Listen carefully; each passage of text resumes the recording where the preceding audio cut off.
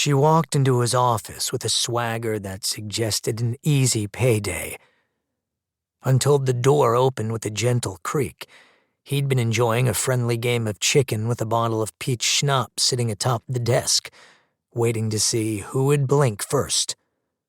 The bottle was on the verge of pulling out another spectacular victory. With only half its sloshing contents left, it had been winning a lot lately. But it wouldn't have a chance to gloat this time. The bottle was shoved into the bottom desk drawer, with a speed that suggested he'd done this many times, before the woman could even notice she was about to engage the services of a struggling alcoholic. That little chestnut usually turned potential customers away. Huh. Chestnut.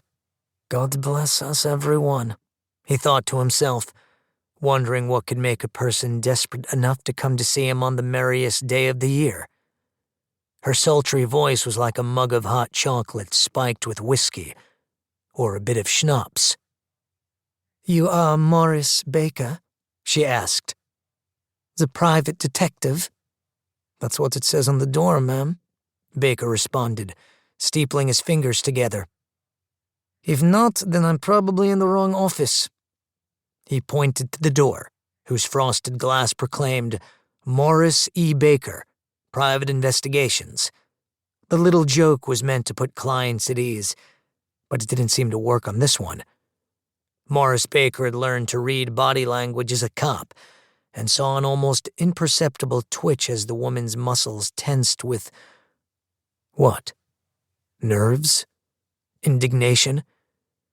Sure, many patrons came in here begrudgingly, furious that a Jew was the last avenue left to them.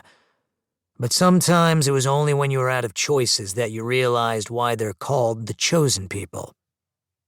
"They say you're the person to see when you've got nowhere else to go," said the woman. "So I've been told," he said, abruptly seized by a violent coughing fit. "Sorry," he said, dabbing at his lips with a handkerchief.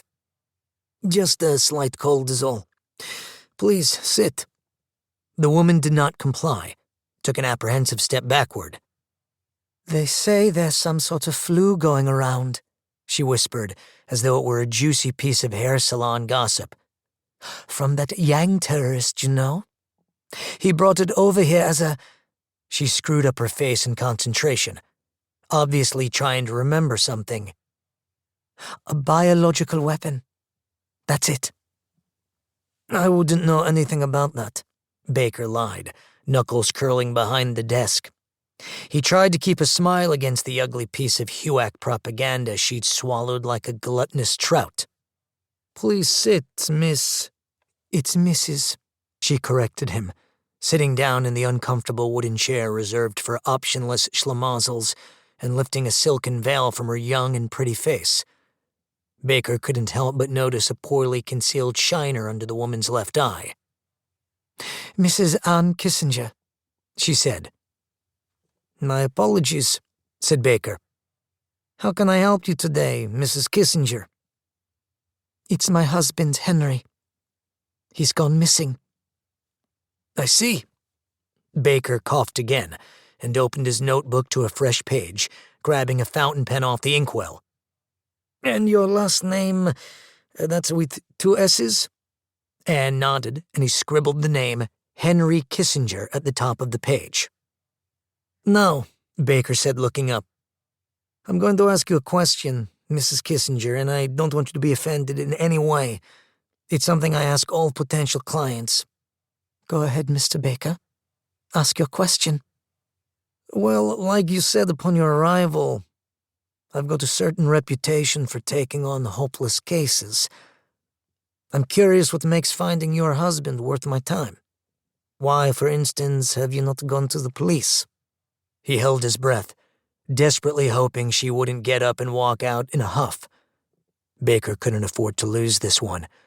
The cases weren't exactly pouring in like they used to, and his meager savings, critically damaged by the forfeiture of an LAPD pension, were alarmingly close to drying up like a sun-baked watering hole. That stack of overdue bills at his apartment was starting to become a problem he couldn't ignore for much longer.